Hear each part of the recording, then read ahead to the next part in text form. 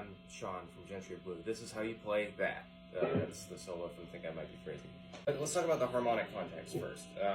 We kind of went over this in... Sorry, let me get rid of that. We kind of went over this in the previous video about the rhythm part, but I'm going to go over it again just in case. We're playing the main riff for the song, but it's in a different key from all the other times you hear the main riff. It's in E minor. Yeah.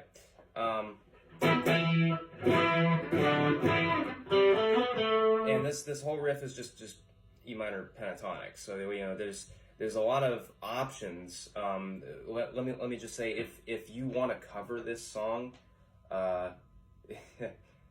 we would be really honored if you wanted to cover this song. But it's don't feel obligated to play this solo if you cover this song. I pretty much improvised this on the record. I did have to go back in and punch the last like 2 or 4 bars of it because the original ending was not very musical. Like it didn't work with that the rhythm section is playing. But yeah, my point is, soloing shouldn't be super rigid. So take this just as a description of what's on the record. So you start on the flat 7 here. Let's turn the stuff back on here. I've got some reverb on the amp. I'm pretty sure this was played on a Strat. This is my Telecaster. But this is a similar guitar sound to what's on the record. So you start on the flat 7 here. This is the 7th fret on the G string, which is a D. The note is D. That's cool. I didn't mean to do that. But yeah, so you're just gonna hit this 4th fret.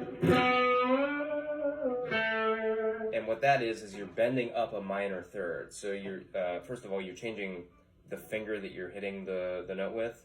You're changing it from, I guess you could just hit it with your ring finger here. That might even be more powerful. You could hit with your ring finger if you want. That doesn't really matter. You're going to go down to the 4th fret here. Definitely hit this with your ring finger because that's going to give you maximum power for this bend. You can really get, you can get these 2 fingers behind it, and you can get a lot of weight behind the note. And I play pretty light gauge strings on this. Some people play heavier strings. If you play heavier strings, you're really going to need that weight. And you're going to go hit it up, come back down to the original note, and down to this A here on the 2nd fret of the G string. We're all on the G string so far. We're going to stay on the G string. Open G, A, B, D, sliding up there. Make sure you get that vibrato real nice. And then we're going to go back down to the 4th fret, and we're going to do a little glissando here. I like to play this with my pinky finger. This D on the 7th fret again. That's because I have small hands, like I mentioned in the last video. So yeah, just 5, flat 7, 1, and then back down. And when we get to here, we're in a group of 5 now. So we're gonna. This is what I'm talking about. That group of 5 notes, and we're gonna repeat that. So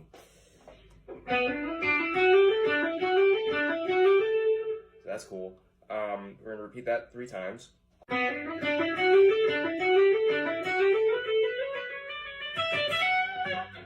And that's just like one continuous line, but it starts with the groups of 5.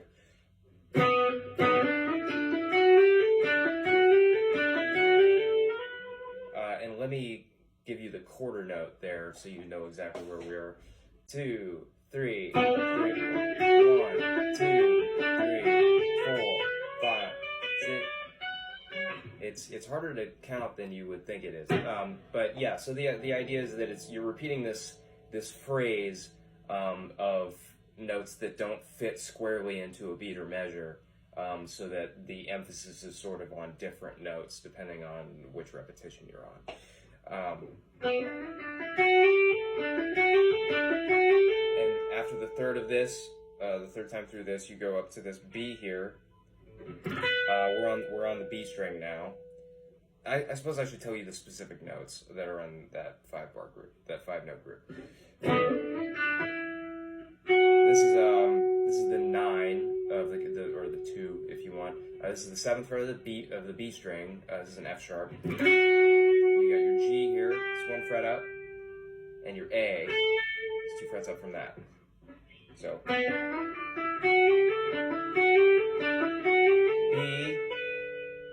C sharp. This is the natural 6. We're in Dorian here. Yeah.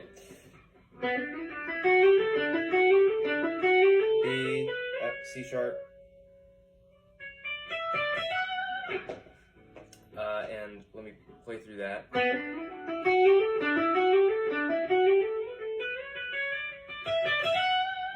And yeah, so all of that, you're just kind of doing this pattern of. So yeah, you're just going ahead and sliding up, and then playing the note below it, and then the note below it, slide up. Yeah, that's pretty much that whole pattern there.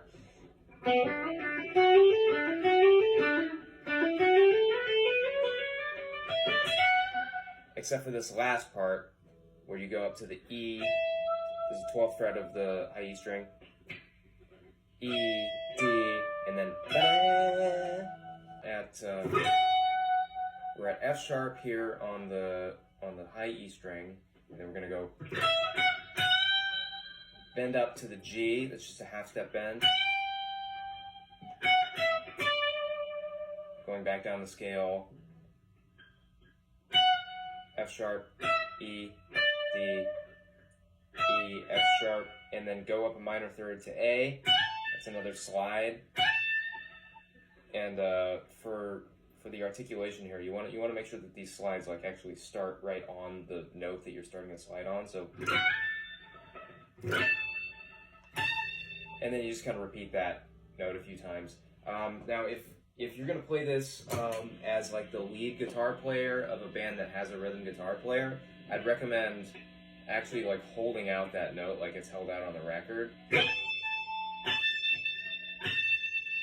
Just hold it right out into that last chorus. But if you're the only guitar player in a band, then you probably want to do something more like.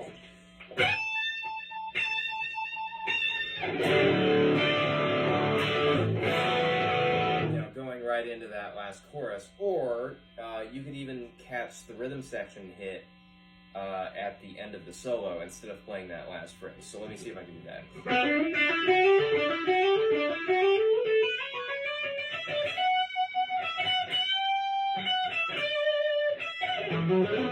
Yeah.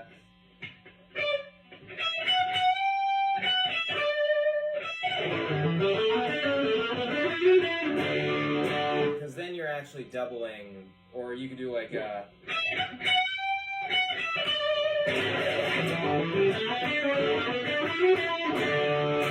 I think that would be the move. The pick slide.